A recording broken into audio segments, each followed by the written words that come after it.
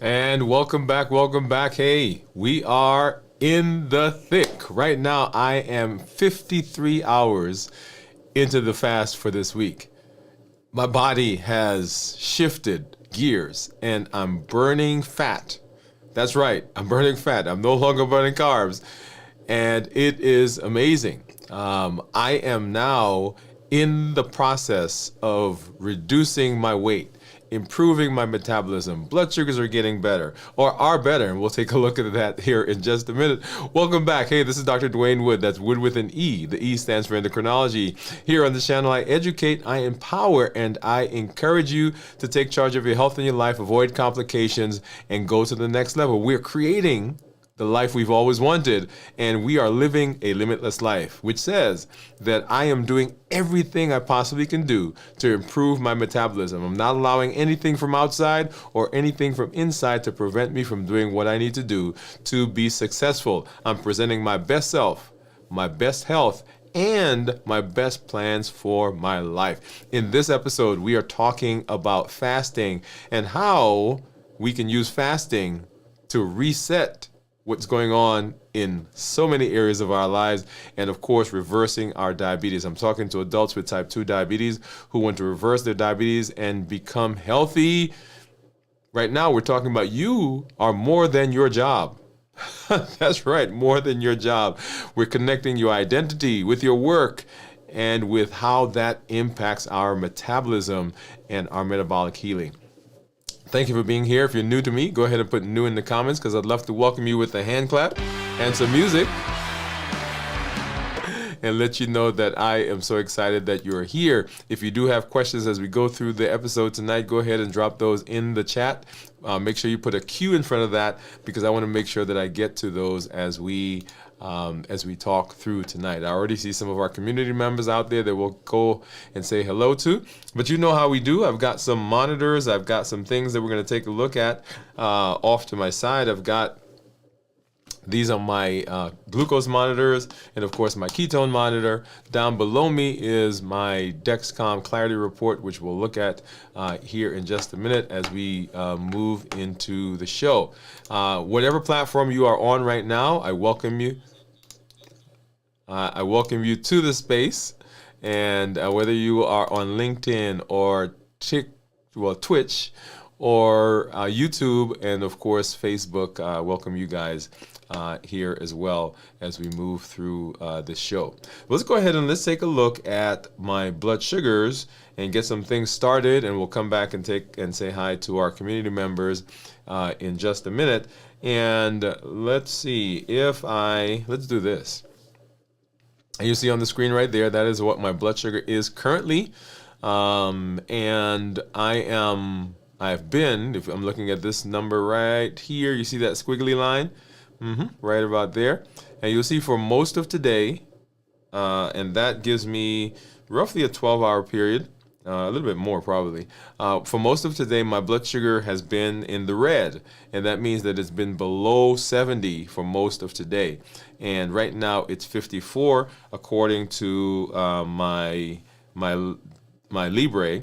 If I go to the Dexcom, you see the Dexcom also is showing that for most of today, my blood sugar has been in the red, so below 70. What I like about this is I can actually put my finger on it. Let's see, right there. And we can actually see what those numbers have been running over the course of today. And you'll see there, started out this morning at 70s. And then right about, what time is that? 11:30 this morning. I dipped below 70, right, for the first time, and stayed below 70 for all of the day up until, let me see, what time was this? So right there, about 5:30, went up to 73, 72, 70, and then went back down below 70 and has been there for all of the day. So for most of today, right, according to both of these monitors, my blood sugars have been lower than 70. If I go to a 24-hour period, let's see, let's go back here. And so this was last night when we were doing our show, right at 20, 33 hours in the fast. And you'll see there that we were in the 80s, right? 80s, and dropped down into the 70s. And then let's see, what time was it? This was this morning. Yeah, so this morning about 5:30 or thereabouts, I was down in the low 70s. And this effect that you're seeing right here, where it popped up a little bit to 73 and up into the 80s, that is the toothpaste effect, is what I'm calling it.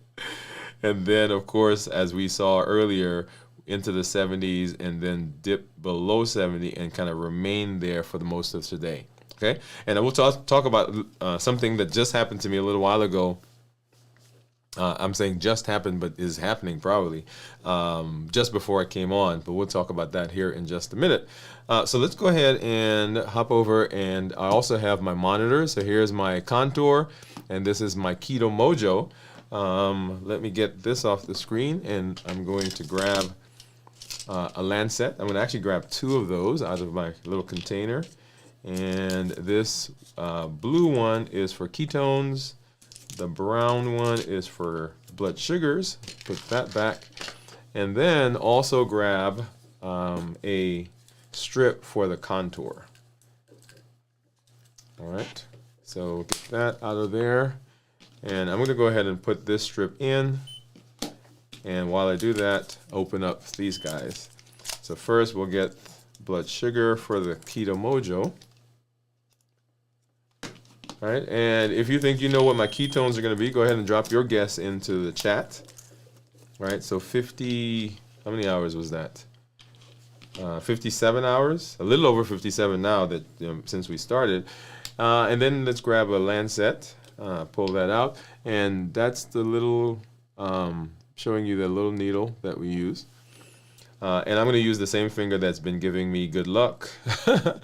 I say luck, but it's actually not as callous as some of the other fingers. And of course, I need to make sure, ow, ow, ow. All right, let's see if that gives me a good, okay, there you go. Nice flow for that drop of blood. Get that onto the Keto Mojo. Get that onto the contour. And let's get this back on the screen so you can see, compare. So 73, let's see, there we go. 73 for the Keto Mojo, 64 for the contour, and then of course right here, that is the Dexcom. Let me get this one out.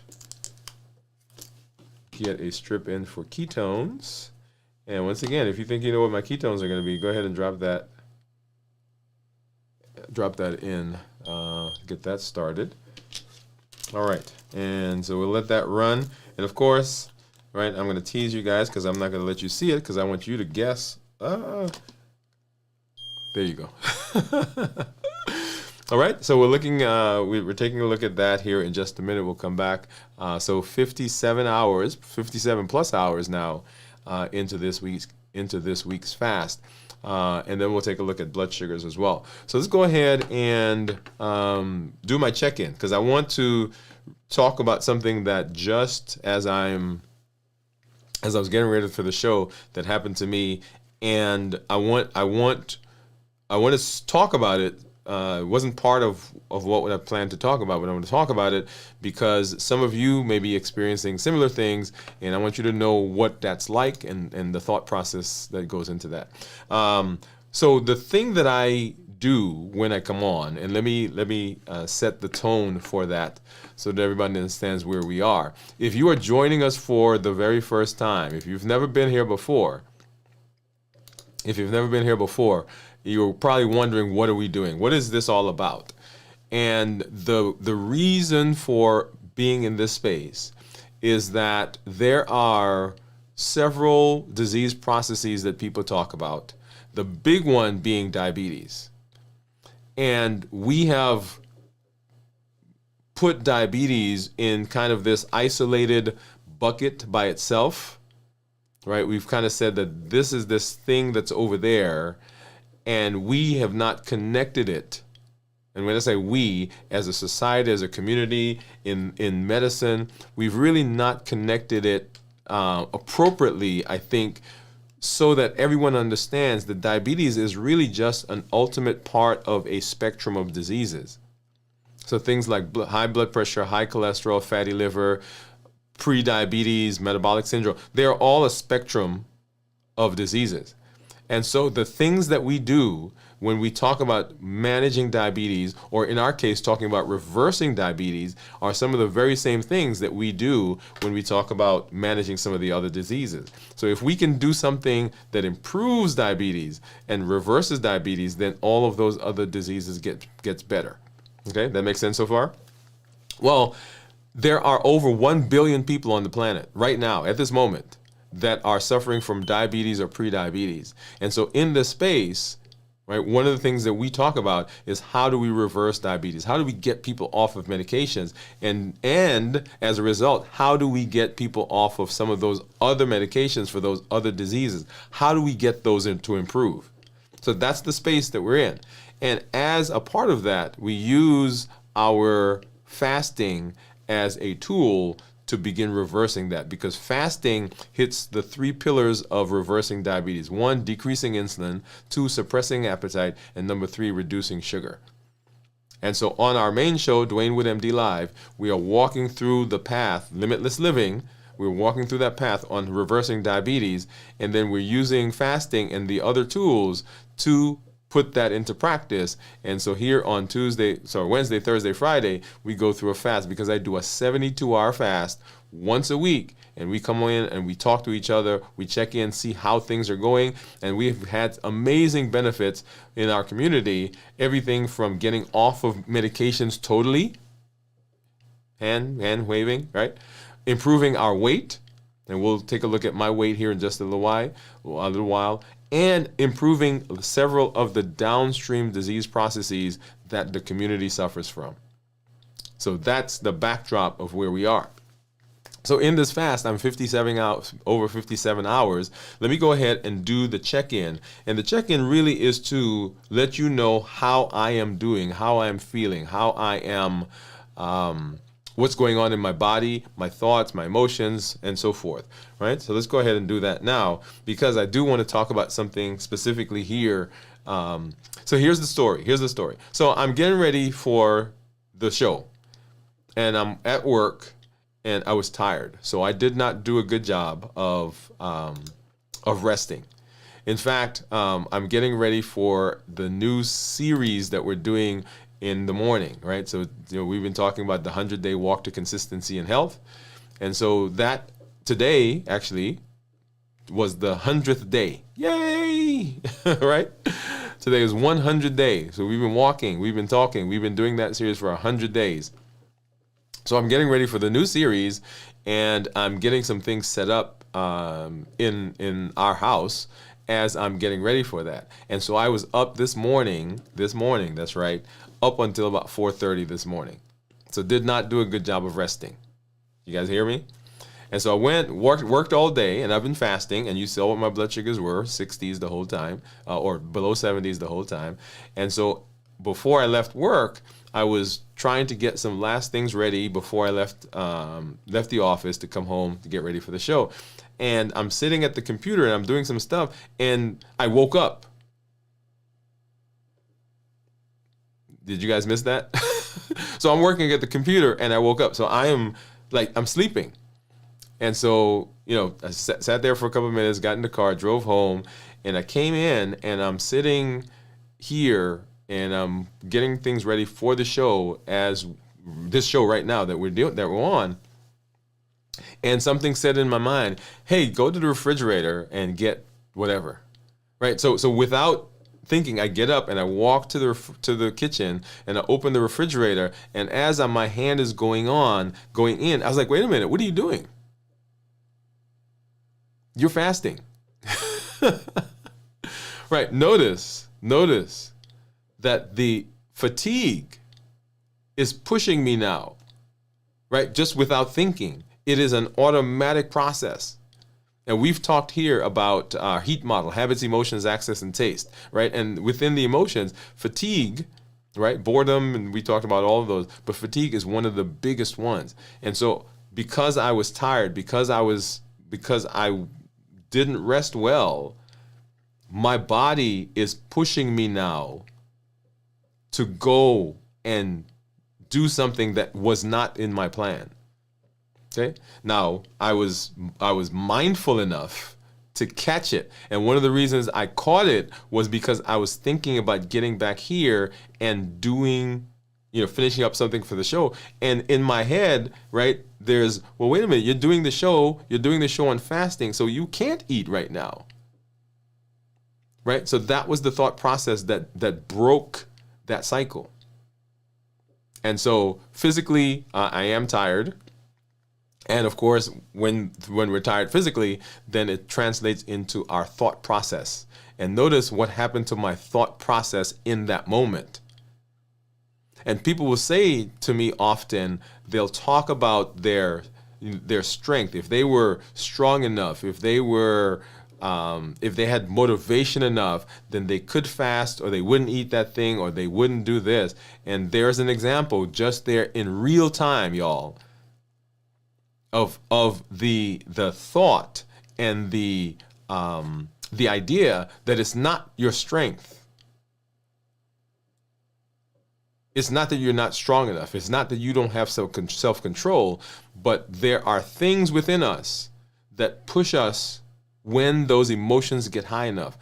Today, I spent a lot of time talking to several people about the fact, because people who come in wanted to go on GLPs, right? Those are the Ozempics and the Zepbound and the Wegovy and the Mounjaro. And one of the points I make to them all the time is that it does not matter how much medication I put you on if you don't deal with the things in the heat model. Then those will push through any decision that you've made about what you're going to eat, how you're going to eat, what you're going to do in terms of getting metabolically better.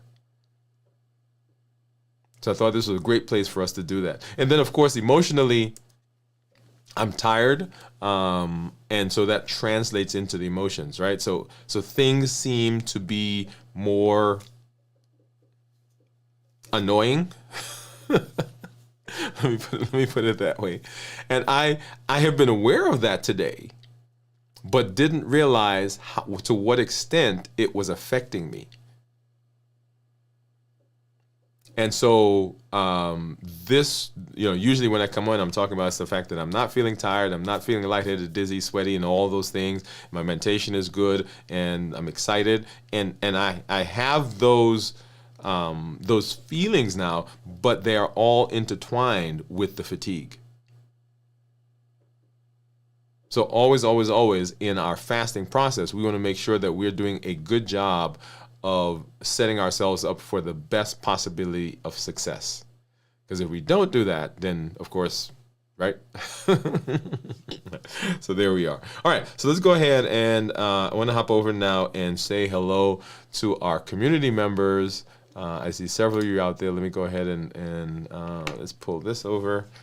And let's see. All right, so let's see who we got out there. So Lightworks, hey man, Lightworks, what is going on, dude? So glad that you are here. Glad that you're hanging out with us, and we haven't seen you in a minute, so thanks for coming through. Give you a hand clap and some music. He said, wouldn't this be funny? The one night I can make it a replay. No, it's not a replay, dude. This is for real. This is here, for real. Gian says, hi, doctor. Hi, Limitless Living Gang, LLG. Pamela, that's right. Pamela says, it's not a replay. Says, I will come back. Pam, so Gian is saying, I will come back. Pam said, this isn't a replay. She's, Lightwork said, in that case, hello, family. Hey, man. Yes. Pam says, hello, all. Lightwork says ketones thinks it's going to be 5. So let me go ahead. I'm going to star that because we're going to come back and look at that in a minute. And then Pam says, you got to take better care of yourself and get some rest, sir. Thank you. I'm going to star that. Yes, I do. And not allow myself right down that road where I might grab something when I don't want to eat something. All right. Good. So let's go ahead and let's get over to our conversation. And so this week we've been spending time talking about occupational health. And occupational health, we talk about the job. How do we create that space? How the job affects us.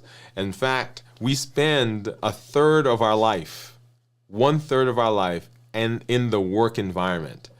And so if there's a third of our life that's in the work environment, you can see that that can have a big impact on how we behave, how we eat, how we think, the decisions that we make. And so tonight, what I want to do is I want to take a deeper look into something that we often avoid talking about, and that is our identity. And the reason for that is that we have come to, many of us, equate our job with our identity. And right now, at 53 hours into this fast, my body has shifted from burning carbs to burning ketones, right? And we'll see that in a minute. I'm running on internal reserves at this point. And in that space, a powerful question comes up. Who am I when I'm not being productive, when I'm not at the job? Who am I? And in our fasting state, it is a good time, it is a good space because we get that clarity, right? Those beta hydroxybutyrate is flowing, and we've got to deal with the things that come to us without our primary buffering behavior for most of us, right? So most of us use food as our buffering behavior. So now that we don't have the food, then those questions, and right now we're talking about the occupational part or our identity as it relates to our job. But really, all questions that come up during this period, we are dealing with those without a net. Because the net is what? The net is the food. And because we don't have the food there, then we're having to answer those questions. And those questions that we answer are questions that come up here in terms of our job, but it comes up in lots of different places as well. So who are we when we are not when we're not working? So who are you when you're not working? And so that identity, and many of us have wrapped our worth, our self-worth, and our identity in the work that we do. And we begin to equate our job with our identity. So who are you? Right? People say, well, who are you? Well, I'm an endocrinologist. Who are you? I'm an engineer. Who are you? Right? So notice where we start. We never say, oh, I'm a father or a husband, or I am, other things, but it's always where we start. And rightly, that's what society has done. But when we're fasting and we're not in the job and we're not being productive at that time, right? We begin thinking, okay, am I simply that title? Is that who I am? When things come to us in this space and we've got to deal with them, when those questions come, and once again, we're using the occupational health, the job, as an impetus for that because we're talking about occupation this week. But any of those questions that come to you right now in the middle of the fast at 53 hours, so I'm in the middle of the fast. So because I was tired, I was pushed to go to the refrigerator. But in that process, there was something that triggered in my mind, hey, you can't do that right now. You can't use food to buffer what's going on. I was buffering. What was I buffering? I was buffering fatigue. And in the fast, we buffer lots of different things. We buffer stress. We buffer boredom. We buffer anxiety. We buffer depression. And so we are having to learn in real time, sometimes, how to manage those things for the very first time in our lives. Some of us have not thought through some of those questions. The questions come up, and every time they come up, what do? We buffer. Right? We soothe ourselves. We move away from it. We put something in between us and having to make those decisions. Whether it's a relationship, and we can go through the domains of health. Whether it's a physical thing that's going on in our body that we're not satisfied with, something that's going on in our health that seems to give us some trouble, whether it's our emotional health, our mental health, it's something in our social sphere, in our relationships with other people. And so all of those things become they bubble up to the surface. And because we are not able to buffer, then we find ourselves sometimes in that space where we're like, okay, how do I deal with this now? So one of the things that we get into is this identity trap, when work becomes who we are. Right? When work becomes who we are, we get into that identity fact. But what does fasting teach us? Fasting teaches us that we have got to develop tools. We have to develop the tools that are required to manage the space that we find ourselves. So fasting doesn't just reset our metabolism, right? It resets so many different things in our lives. When you fast, your energy comes from a different source. When you're fasting, your ability to manage things has to come from within. It can't come from out there anymore, because that's what we've been used to doing. It doesn't come from the constant food that we eat. You begin to see yourself not as a doer, but as a real person. So now, how does this person in this moment deal with that relationship that's not going well? How do I deal with the restless, irritable, and discontentment that I have about my job, maybe? And so you recognize that hunger isn't a weakness. At 53 hours, then the hunger is not there. So when I got up to walk to the kitchen, I'm not hungry. Like right now, I'm not hungry. Why was I going? Because I was looking for something to soothe that thing in me that was driving me, that was pushing me. And when you fast, you begin to recognize those things. You begin to see, wait a minute, I can't be hungry. I'm not feeling hungry. One of the things that's sometimes exciting for me, and somebody asked me this last week when I broke my fast. They said, when you're breaking the fast, or when you're getting ready to get to the end of the fast, are you hungry, or do you simply eat because it's time to eat? And during the fasting, I break the fast because I've decided that I'm breaking the fast, but I'm really not hungry. Now, once I eat the food, right, depending on what I'm eating, then the hunger or the appetite, the craving sometimes will come depending on what I'm eating. But going into the end of the fast, I'm not really hungry. And so it is simply that I have scheduled that I'm ending the fast at this particular time. The reason for that, by the way, is that you want this to be a structured, you don't just want things to happen, right? So we're no longer allowing things to just happen. So if I'm going to fast for 72 hours, I'm going to end the fast at 72 hours. I'm not going to say, oh, well, you know what? I'm in this fast and I probably can go another 5 hours and go another 5 hours, because we are making a decision in that moment that may derail us, because something can happen, some thought, some process, some issue comes up beyond that 72 hours that we decided we're going to do, and that throws our mind off in the fast. So the next time we go to fast, the body says, yeah, that last time that didn't go well.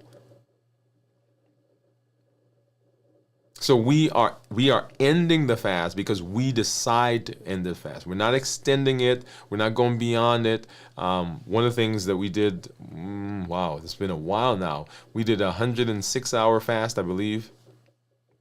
I think that was the longest one that we did here on the show, and we were not planning to do 106 hours, if you remember. Right? So I was out, I got called to deal with something, and the program, we were doing a video here in town. And so I got called to do that. And while I was doing that, the fast was supposed to end. And it lasted another 12 hours, I think was what it turned out to be. And that is not the recommended way of ending a fast. You decide you're going to fast, let's fast, and we do that. Okay, so just wanted to make that point. So we recognize that hunger is not a weakness. We recognize that we now have to find ways of dealing with the things that are coming around us. And fasting is really a mirror. It reflects what's really going on underneath all the roles that we play, all the places that we find ourselves. It becomes raw. And this is when the deep work begins. Not with food, but with the other tools that we're learning. And in the space of our jobs and what we've done in terms of connecting ourselves to what we do, this is where identity recovery can happen. So there is this productivity addiction that we sometimes get caught in, the identity trap. Right? We talk about when work becomes who you are, what fasting teaches us. And there is this productivity addiction that we kind of sometimes get in. So let's talk a little bit about that. Many of us are addicted to productivity, not just because of expectation, right? So the job expects it, but we have become to fear not doing things. We become to fear not being needed, fear of seeming lazy, fear of slowing down as we get older. But the real danger isn't inactivity. It's disconnection from your true self. When we talk about alignment, rhythm, alignment, and structure. Rhythm, alignment, structure. So alignment is, are the things I'm doing really aligned with what I say I want to be, who I say I want to be, what I say I want to do, right? The North Star statement of your life. What is the thing that I'm here to do? That's the rhythm.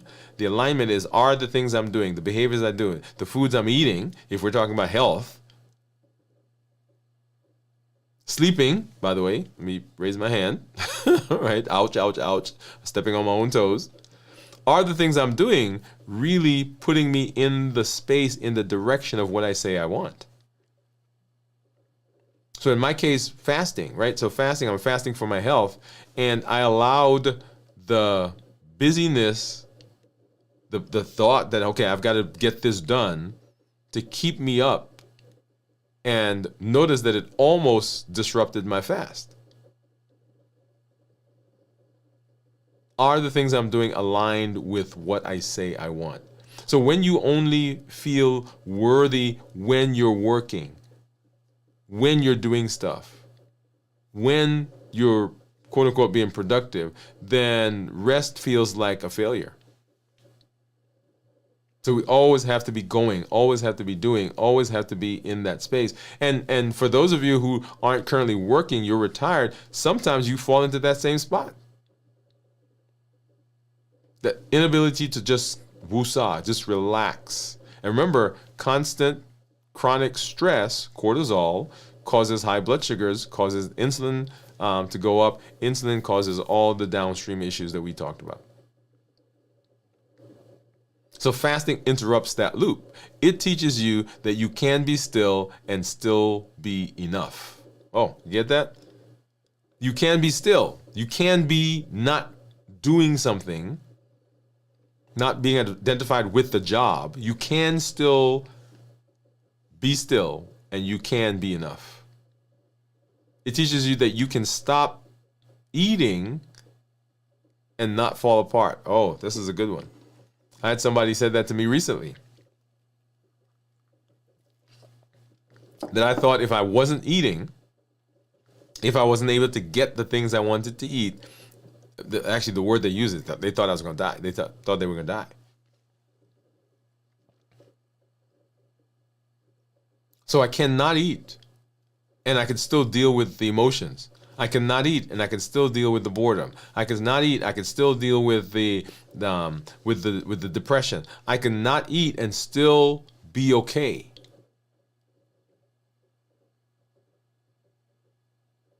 I cannot be at the job and be okay. I can be a real person and be okay. I don't have to be an endocrinologist. I sometimes I'll talk to people in the office and I'll tell them, I said, you know what I do when I go home? You know who I am when I go home? At the office, I'm the endocrinologist, I'm the diabetes doctor, I'm the whatever that is. But home, I'm dad and I'm husband. I'm the guy who puts the trash out. I'm the guy who's responsible for mopping. I'm the guy who's responsible for putting out the big trash on whenever. I'm the guy who's responsible for making sure, like, we need somebody to come mow the lawn. I'm the guy who's responsible for that. That's right. But those aren't the things that we talk about.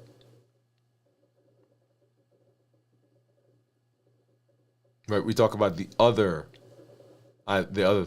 stuff. Yeah. So using fasting, let's use fasting as a work-life reset. Now that we've addressed the mindset, right, that we are not the job, we are not the work that we do, how do we kind of begin resetting?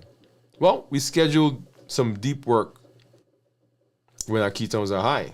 Remember, our ketones, beta-hydroxybutyrate, it stimulates the mind. It is the fuel that the body needs. It's the fuel that the brain likes. And so those are times, like right now, this is a very productive time. This should be a very productive time if I was rested, by the way. Because I'm my ketones, and we're going to say take a look here in a minute to see what it was, but my ketones probably are very high. So my body is in full force right now, and this should be a time when I'm able to take advantage of that. You want to replace busy snacking with stillness. Sometimes we use snack just to be busy, right? We talked about that in the office today several times with people. When you want to munch, which is what I was going to do, I was going to get something to munch on because I was tired. When we want to get something to munch on, then we can, and what I did really, I came in here and I just walked around. I just right, move a muscle, change a thought. I walked around, right? I still wanted to go to the refrigerator, by the way. So even though the thought came, I still wanted to go to the refrigerator. But in my mind, I'm using the COPE model: clarify, observe, pause, and execute. I know I'm not hungry. Where am I feeling it? I'm feeling it in my neck. I'm feeling it in my mind. I'm feeling it. Actually, my body feels tired. I pause. Okay, I'm not going to eat. Give my prefrontal cortex a minute to take over the amygdala. Okay, now what am I going to do instead? And I was walking around. So that's what I chose to do. And I walked around here because I couldn't go far. As a matter of fact, I thought about going and sitting down on the couch outside. And I said to myself, if I sit down on that couch right now, guess what's going to happen? Right? So replace busyness, the busy snacking, right, with something else. Clarify, observe, pause, and execute. Break your fast with purpose. Back to what I was talking about. Not with pressure. Let your post-fast meal be a signal of support, not a reward. Oh, come on. What does that mean? That means that when we're ending the fast, this is not a reward for having fasted.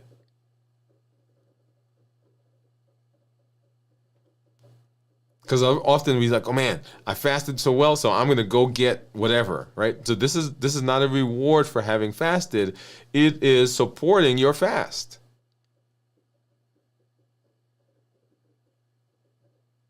It is a part of the fast, right? Because tomorrow we'll talk about our fasting process. How do we prepare? How do we get through? How do we break a fast?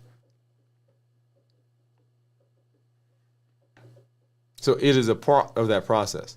So your fast becomes your reset, not just for food, but for how you relate to your entire rhythm. And use this fast to evaluate, right? Am I working in alignment with who I truly am? And then some things that will help with that, and some of these you've already know, so we're going to run through them. So boundaries. Boundaries are identity in action. Boundaries are identity in action. Every boundary that you set is a declaration of who you are without apology. I don't have to apologize for that. Saying that no one can call me after a certain time. I'm not my job. I'm a person. I've got a family. I've got a life. Right? So boundaries. Scheduling time for rest. We just came back a little while ago from our trip, and we had a great time. My body needs to get away from this normal pace that I was going through and just relax. And great. I want to go back, by the way. So the moment I can, I should say the moment I can, because I can. We got some other things going on. So the body you're healing through fasting is the body that carries your purpose, carries your future, carries your mind. So don't betray your healing just to meet someone else's deadline. So what is something that you can do in your boundaries that you can set that helps you move into that direction, that helps your health, that helps you be your true self? So remember, your job is what you do, not who you are. Your job may be your calling, but it is not your core. At 53 hours into this fast, my body is proving something to me. Number one, it's proving that I'm stronger than I may have thought that I was. Because, man, wow, can I go for 53 hours? Can I go 57 hours? I keep saying 53, but 57 hours without eating? Can I go without constantly putting something in? And the answer to most of us is yes.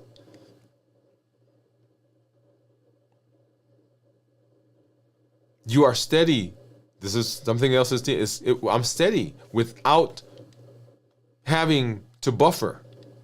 I can get through a day without buffering. And I am whole even when I'm not doing something that's related to my job. And that means that you are more than your title. It's more than your position. You are more than your inbox. It's more than the productivity that you have at the job. We are already worthy. We are sufficient. That's the word I use. If you've been watching us, following us on our 100-day walk to consistency, you are sufficient. You're sufficient before the meeting. You're sufficient before the chart. You're sufficient before the login. You're sufficient before the evaluation at your job. Your job is one way to express your purpose, but it is not your essence. So, how has your job shaped your views of yourself? I want you to think about these. What would it mean to reclaim your identity apart from your job? How can you introduce yourself now? Hey, who are you? I am, right? What would you say? And how can fasting help you refine how you manage those conversations? Here we're talking about the job, but how can you have fasting redefine your conversations about other areas, other parts of the domains? Rhythm, alignment, and structure are the pillars, some of the pillars of limitless living. And part of that says that I have got to understand that I am not the thing that I do. It's not the job that I do, but I'm sufficient in myself. And how can I use fasting to reveal those and allow me to use the tools I'm learning to decrease my stress, decrease my cortisol, decrease my sugar, decrease my insulin, and ultimately to improve my metabolism. So people say, how does that relate to metabolism? That's it right there. The chronicity of the stress, when we are constantly in that space, leads to metabolic dysfunction. And we know that we can improve that. Awesome. All right, so let's go ahead and let's hop over. We're going to take a look at blood sugars. Then we'll come back and take a look at my ketones. Let's see. I think I see. Let me say hello. See what's been going on in the chat. Let's see. So Pamela, I gotta take better. Yeah, Pamela says I gotta take better care of myself. Let's go back up there. Gian says hi again. Pam, I think so to Dr. Get some rest. Pam says she's going to get some rest. Get some rest, Pam. I'm so good at resting too. I'm laid down in bed most of the time. I think I am lazy. Pam says, I don't think that way. How do you think, Pam? Food was always my reward, doctor. Yeah, a lot of us use food as our reward. I now realize why I'm binging most of the time. I thought food is a reward. Pam said, I think resting is good for me. Oh, I see. I think so too. So a lot of us use food as a reward. And you'll recall that I said in one of our episodes recently that when we break a fast for whatever reason, say we interrupt, like let's go back to my example, right? Say I had gone to the refrigerator and I had eaten something and then realized, oh my goodness, look at that. I broke the fast. I didn't intend to break the fast. What we don't want to do in that situation is to say to ourselves, man, you broke the fast, so I guess I need to get back into the fast now. Because the fasting is not a punishment for having broken the fast. Now, you may decide that I broke the fast and say you were going to do a 24-hour fast and you were, well, let me make it a little longer. Let's say you're going to do a 36-hour fast and you're at 24 hours now and you broke the fast unintentionally. You may decide, you know what? I ate something, yeah, but I'm just going to continue from where I am and finish out this fast. That is perfectly fine. But often what we will do is we'll say, man, I broke the fast, bad you, bad Dwain, so I guess I'll start over and I'll do another 36-hour fast. So we change it into a punishment. And remember, fasting is not a punishment, it is a tool that we're using. But if we see it as a punishment, that makes it difficult for us to continue to have success because our brain begins to equate fasting in a negative light. And we don't want to do that.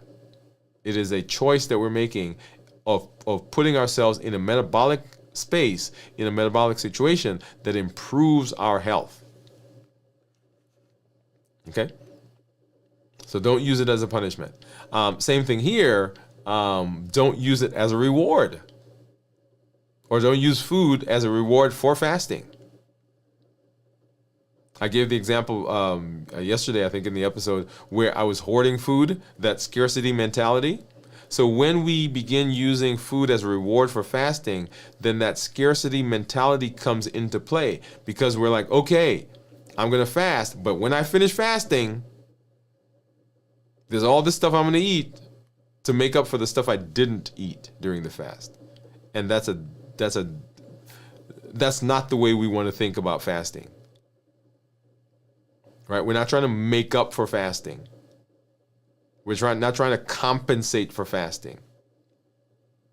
Well, all the food that I ate that I didn't eat during fast, I'm going to eat it when I'm done.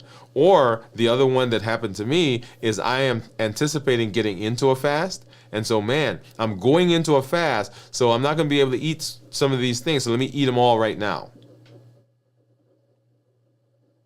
Right? And we don't want to be in either of those spaces because that does not bode well for the success of fasting.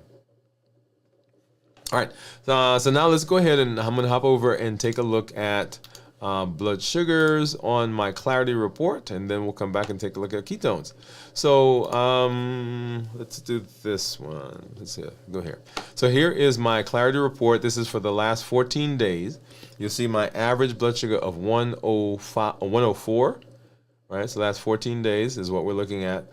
My time in range is 97%. So 97% of the time I'm in the target being anywhere from 70 to 180. So if you're out there, one of the confusing things about this number and this graph is that the graph goes from 70 to 180. So theoretically, you can be at a 179, 180 and still be considered to be in the target.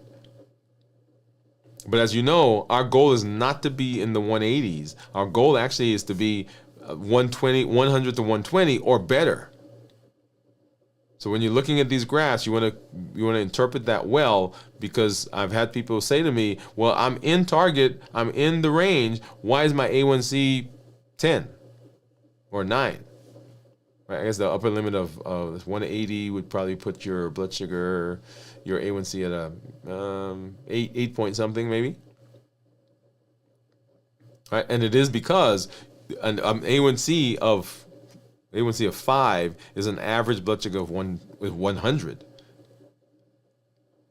and an A1C of 5, 6, 7 is an average blood sugar of 150, and an A1C of 9 is an average blood sugar of 200.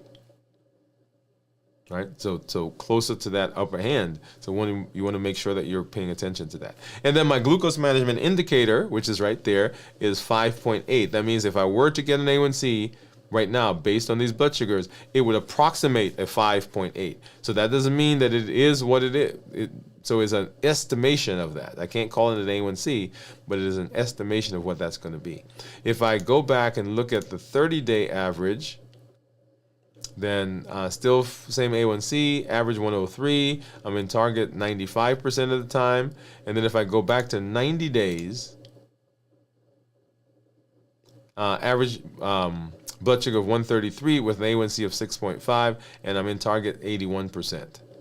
So go ahead and take a look at the actual days of blood sugar, and you'll see there that most of today, as I pointed out at the top of the show, that my blood sugars were below 70. So look at that. The entire afternoon into the evening, below 70. And if we flip below 70 right at 11 a.m., 11:20 a.m., before that we were riding in the low 70s or high 70s, low 80s. So if I go back, so here is 53 hours. If I go back right here, so now we're at, that's 33 hours. And if I go back at 0 hours, when I started the fast, we were at 138. And as you know, I try to do each, when I'm not eating, during my eating window, it's usually a 1 meal a day, depending on, for the most part. There are situations where I eat more than 1 meal. This past weekend, I was camping out with the kids, and so we ate on a different schedule, and so I just followed the schedule that we had at camp. And then going back, I want to go back, see if we have, okay, so this is where I ended the fast last week. Right, so blood sugars were 89 into the 100s. That was Friday, and then Saturday 70. So we went camping. We started camping on Friday, by the way. So Friday camping, into that morning, still in the 90s, low 100s. And as we started eating at camp, right, look at that. Blood sugars went up to about 140s. I think the highest it got was like 160 something, 166, I think. Yeah, right there, 166. And then coming back the next morning, down into the low 100s, 105, 105. And so actually Sunday was actually a pretty good day. We left camp that day. And then into Monday, which is what we just looked at, you'll see those blood sugars in the 70s, 80s, 90s. And for that, the highest I think was 160. Let's see if this one is higher. Yeah, so 160 was the highest that we had that day. All right, and then let's hop over and let's see what we've got for our ketones. So let me go ahead and pull up my Keto Mojo, which is this guy. And you'll see there at the bottom, my ketones yesterday were 0.8. This was at 33 hours. Blood sugar was 76 at the time. So let's go ahead and I'm going to, let's do this one. Because I'll have to turn this on. And then hit the sync button. Let's do that one. Okay, that's on. And right now, let's see. How do we get it to sync?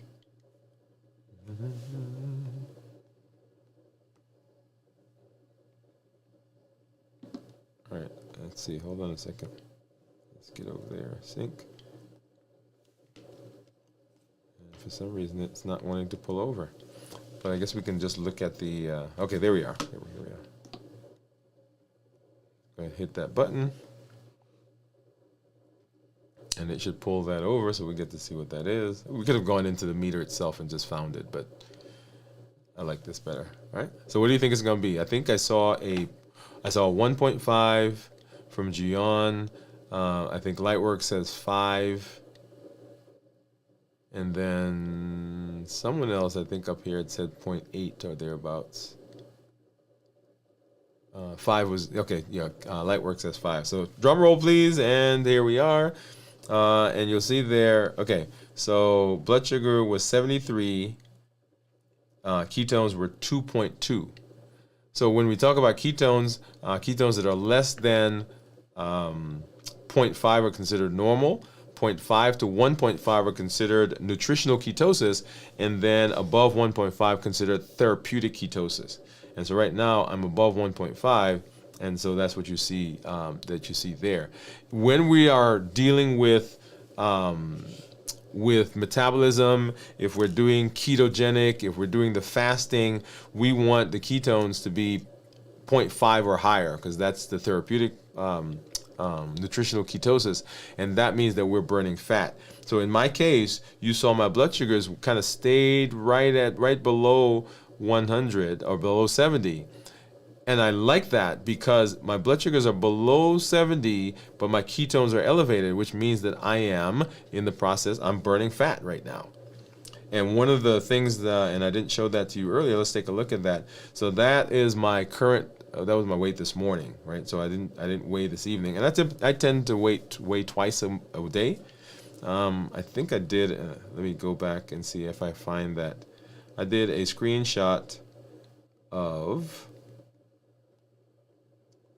let's see, I did a screenshot of what it was before that one. And so, let's see, where is it? Isn't it the case you can never find, okay, here we are, yeah. I just passed it, there we go, okay, there. Boom.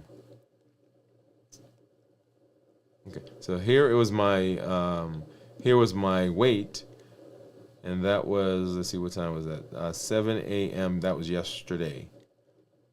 Right, so 186.8, and then today,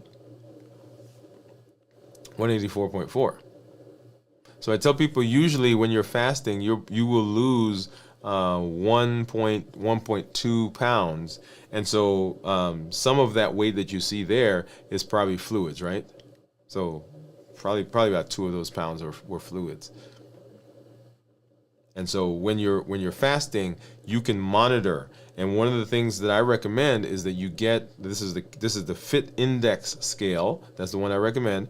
Get the Fit Index scale. It Bluetooths to your phone. And the reason I like it is because when I'm looking at that scale and looking at that graph or those parameters, I'm not necessarily just looking at my weight. And let's see if I could find one of those. Because what I'm looking at is all the parameters that this thing tracks. Because I play a little game with myself to see how I can improve those parameters, because they start usually when you start this, a lot of us, we're in the red. Okay, yeah, here's one. This is the one I wanted to show you. Let's pull that up for a sec. All right. So if you look at this the screen, you'll see that I have several things down at the bottom in the white part.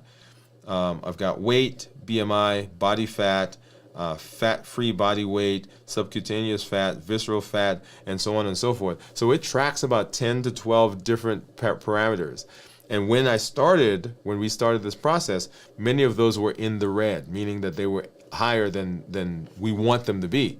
And so the game is, how do I move, not looking at the weight, but how do I move those into I think it's blue, starts out as red, and then it goes like orange, amber, and then it goes green, and then it goes blue. So my goal was to move them all into the blue and then green. And you'll see there, 3 of the ones are still outside of the range.